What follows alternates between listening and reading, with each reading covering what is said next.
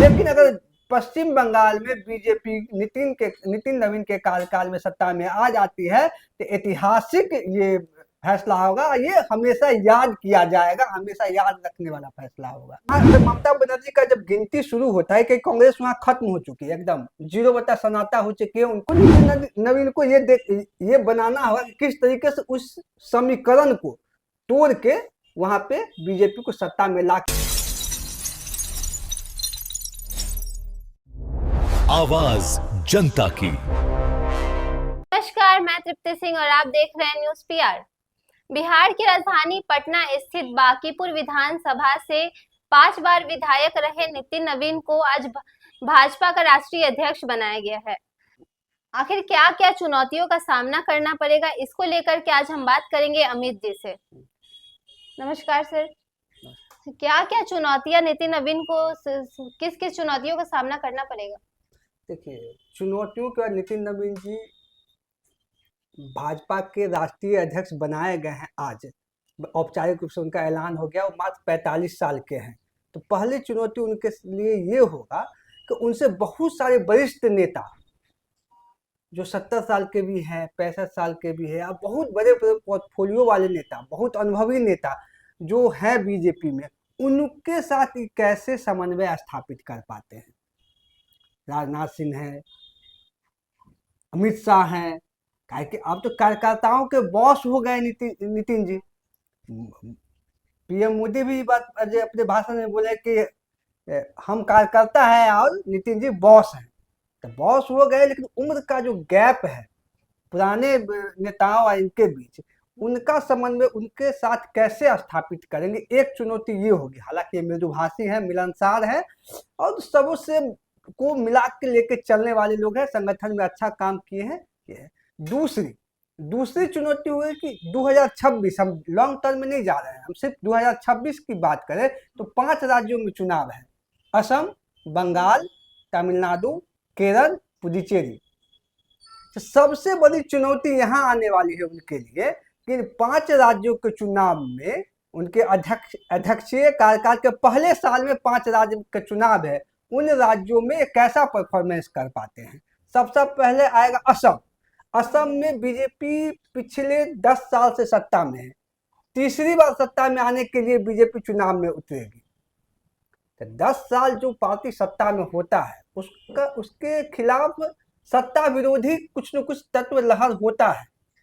या 10 साल या 15, कोई भी पार्टी या कोई भी सरकार जो सत्ता में है उससे कुछ न कुछ नाराजगी जनता का हो सकता है, कुछ मुद्दों का। तो उसको कैसे ये पातेंगे, किस तरीके से वहां से संगठन को रीस्ट्रक्चर करेंगे और कैसे ये इस चुनाव को वो तीसरी बार जीत के भाजपा के झोली में लाएंगे, ये एक चुनौती है। लेकिन सबसे बड़ा इम्तिहान जो है, अग्नि परीक्षा उनका होने वाला है पश्चिम बंगाल में। पश्चिम बंगाल में बीजेपी लगातार पिछले 1 दशक से भी ज्यादा समय से संघर्ष कर रही है सत्ता में आने के लिए। पिछले बार मुख्य विपक्षी पार्टी बनी थी, बहुत ये था कि इस बार सत्ता में आ जाएगी, बहुत लोगों का मानना था, लेकिन नहीं आ पाई। ममता बनर्जी के सामने बीजेपी का कुछ नहीं चला था। तब नितिन नवीन जी को राष्ट्रीय अध्यक्ष बनाया गया है। तब इनका नेतृत्व में, कि शाह जी भी नहीं वहां नेतृत्व, शाह जी के नेतृत्व में भी वहां चुनाव हुआ है, तो बीजेपी टीएमसी से आगे नहीं निकल पाई है। नड्डा जी के नेतृत्व में चुनाव हुआ, तभी बीजेपी निकल नहीं पाई। अब इस बार जो है नितिन नवीन के नेतृत्व में वहां चुनाव होने जा रहा है, होगा राष्ट्रीय अध्यक्ष के नाते। तो इनके पास सबसे बड़ा जिम्मेदारी है बंगाल को फतह करना, क्योंकि बंगाल में वोट अच्छा मिलता है बीजेपी को। लोकसभा में पिछले बार के मुकाबले इस बार कम गया है, लेकिन लोकसभा में सीटें भी आ रही है अच्छे, लेकिन विधानसभा में उस तरह का चमत्कार बीजेपी नहीं कर पाती है। तो क्या नितिन नवीन कुछ ऐसा रणनीति बनाएंगे? उनके पास क्या विजन होगा, कैसे अपने संगठन को वहां पे, कहा कि बीजेपी का वोटर है लेकिन संगठन वहां पे जिस प्रकार से गुजरात में है, उत्तर प्रदेश में, राजस्थान में है, उस तरीके से नहीं है। उसका एक कारण ये भी हो सकता है कि बंगाल का जो राजनीति है, वो राजनीति में हिंसा वहां एक जरूरी तत्व के रूप में शामिल है, वहां पे हो ही जाता है। तो लोग सत्ताधारी जो दल होते हैं उससे डरते हैं, इसी कारण खुल के बीजेपी के समर्थन में नहीं बोल सकते, क्योंकि वोटिंग के समय में वोट इनको पड़ रहा है। दूसरी चीज चुनौती बंगाल में है कि वहां मुस्लिम वोटों की संख्या अच्छी खासी है, 30% के आसपास या 26% के आसपास मुस्लिम वोट है वहां पे। तो वो वोट जो है, तो एक तरफा वहां अगर ममता बनर्जी का जब गिनती शुरू होता है कि कांग्रेस वहां खत्म हो चुकी है, एकदम 0 बटा सन्नाटा हो चुकी है, उनको वोट नहीं मिल रहा है। वामपंथी दल जो 40 साल सत्ता में रही वो भी खत्म हो गई है, उनको भी वोट नहीं मिल रहा है। वोट जा रहा है टीएमसी को या बीजेपी को। तो वहां पे है कि ममता बनर्जी की गिनती उस वहां से शुरू होती है कि वो 25% या 25-30% वोट जो है वहां से आगे जाते हैं। बीजेपी को उस 30% के बाद का चेंज करना है। तो नितिन नवीन को ये बनाना होगा कि किस तरीके से उस समीकरण को तोड़ के वहां पे बीजेपी को सत्ता में लाके, अगर सत्ता में बीजेपी को ले आते हैं नितिन नवीन पश्चिम बंगाल में, तो इनकी हम मेरे हिसाब से अभी तो पहला वर्ष प्रथम कार्यकाल है, प्रथम वर्ष है इनका, लेकिन अगर पश्चिम बंगाल में बीजेपी नितिन नवीन के कार्यकाल में सत्ता में आ जाती है तो ऐतिहासिक ये फैसला होगा, ये हमेशा याद किया जाएगा, हमेशा याद रखने वाला फैसला होगा। उसके बाद आते हैं साउथ में, केरल और तमिलनाडु। केरल में बीजेपी को 18-20% तक वोट मिल जाता है, लेकिन सीट नहीं मिलता है। तब वहां पे किस तरीके से आगे बढ़ेगी, वहां पे दो गठबंधनों की ज्यादातर लड़ाई होता है। कांग्रेस का गठबंधन है, एक लेफ्ट का गठबंधन है, दोनों अलग वहां चुनाव लड़ती है। तो उसमें बीजेपी कैसे सरवाइव करके आगे आएगी और कम से कम वहां पे ज्यादा से ज्यादा सीट कितना जीत पाती है, ये भी चुनौती है कि साउथ में, क्योंकि साउथ का वैसे भी ये जो है तो उत्तर भारत के हैं और प्रभारी भी रहे थे, छत्तीसगढ़ जैसे राज्य के रहे जहां हिंदी भाषी ये है, लेकिन साउथ में वो किस तरीके से परफॉर्म कर रहे हैं। इसी तरह तमिलनाडु, वहां भी बीजेपी बहुत अच्छा नहीं कर पाती है, संघर्ष करती है, कुछ सीटें भी गठबंधन में रहने का इनको आ जाता है, लेकिन सत्ता के केंद्र में या मुख्य विपक्षी पार्टी नहीं बन पाती। अगर तमिलनाडु केरल जैसे राज्य में बीजेपी को मुख्य विपक्षी पार्टी के तौर पर स्थापित कर पाते हैं तो इनकी बड़ी उपलब्धि होगी। इसी तरह एक और राज्य, छोटा राज्य पुडुचेरी, वहां पर गठबंधन की सरकार है बीजेपी की, लेकिन वहां पे वो छोटा राज्य है तो वहां ये हारती है या जीतती है, बहुत ज्यादा उसका चर्चा नहीं होगा। लेकिन ये 4 राज्य जो है वहां अगर इनका परफॉर्मेंस बेहतर रहता है, उसमें अगर ये अच्छा कर पाते हैं, असम में तो सत्ता में है, रिटेन करना है, अगर वहां अगर लूज किसी कारणवश कर जाते हैं तो ये ग्रहण लग जाएगा, नवीन के लिए ग्रहण हो जाएगा। बंगाल में अगर सत्ता में आ जाते हैं तो इनकी बहुत बड़ी उपलब्धि होगी।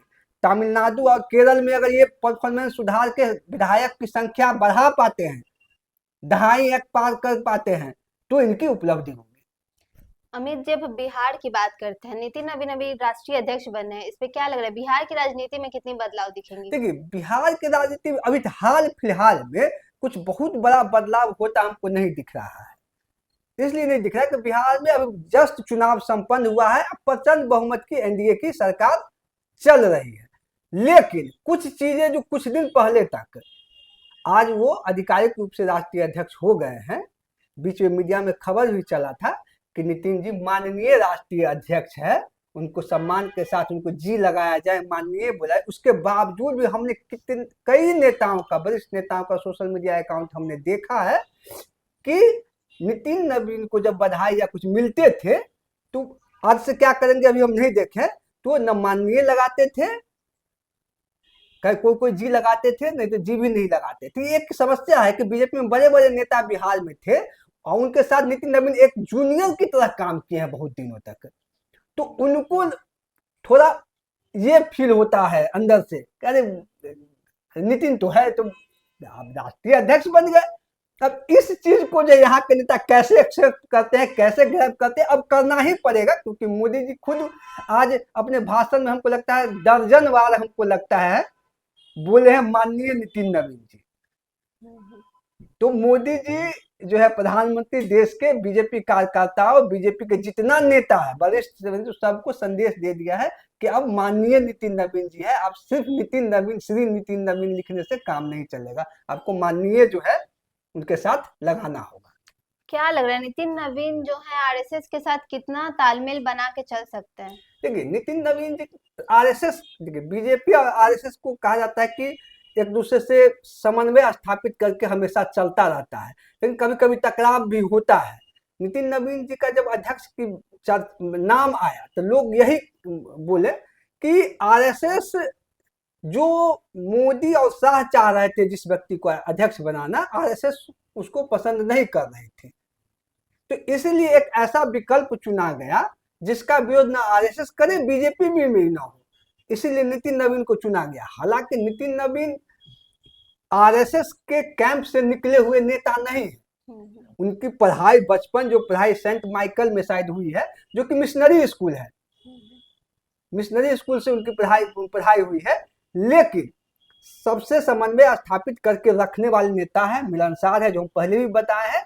तो वो मुझे लगता है कि इसीलिए आरएसएस विरोध नहीं कर पाई कि लो प्रोफाइल नेता था और उनका हो गया, तो आगे भी आरएसएस से समन्वय स्थापित करके चल सकते हैं। इनके पास उस तरह का अनुभव और उनका जो व्यवहार है कि ज्यादा दिक्कत नहीं आना चाहिए।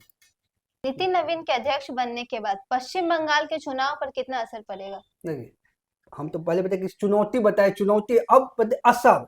लेकिन नितिन नवीन 45 वर्ष के हैं, युवा है, नितिन नवीन कायस्थ जाति से आते हैं, तो कायस्थ पश्चिम बंगाल ऐसा राज्य है जहां कायस्थों की संख्या देश में सबसे ज्यादा है, तो इसका असर भारत में राजनीति, बिहार का लेके कहा जाता है कि जाति की राजनीति होता है, हर एक राज्य में जाति की राजनीति होता है, तो पश्चिम बंगाल में भी इसका असर हो सकता है। जो भद्र जन वहां पे कहते हैं, जो पढ़े लिखे बुद्धिमान लोग हैं, वो बीजेपी से थोड़ा कटे से बीजेपी को उतना वहां एक्सेप्ट नहीं करते हैं, ऐसा माना जाता है। तो नितिन नवीन के अध्यक्ष बनने से कायस्थ समाज का एक व्यक्ति अध्यक्ष बना है और कायस्थ की संख्या वहां पर बहुत अच्छी खासी है, जो कि बीजेपी के परंपरागत वोटर पश्चिम बंगाल में नहीं है उस तरीके से। बिहार में है, यूपी में है, लेकिन पश्चिम बंगाल में जो है वो बीजेपी की जो राजनीति है उससे थोड़ा कटे हुए से रहते हैं, तो उसको साधने का प्रयास होगा और वो हो सकता है नितिन नवीन के अध्यक्ष बनने से वो सधे और इसका फायदा बीजेपी को मिले। अगर 3-4% वोट का, 3%, 2.5-3% वोट का इनको फायदा मिल जाता है, बुद्ध वर्ग का, बुद्धिजीवी वर्ग का मिल जाता है, तो बहुत बड़ा सीटों में अंतर आ सकता है। हो सकता है सरकार बनाने में एक बहुत बड़ा फैक्टर साबित हो जाए नितिन नवीन का अध्यक्ष बनना। तो अभी हमारी बातचीत अमित जी से हो रही थी, उन्होंने नितिन नवीन के अध्यक्ष बनने पर बताया कि क्या क्या चुनौतियों का उनको सामना करना पड़ेगा। आपको यह वीडियो कैसी लगी कमेंट बॉक्स में जाकर जरूर बताइए। तब तक के लिए देखते रहिए न्यूज़ पीआर। धन्यवाद।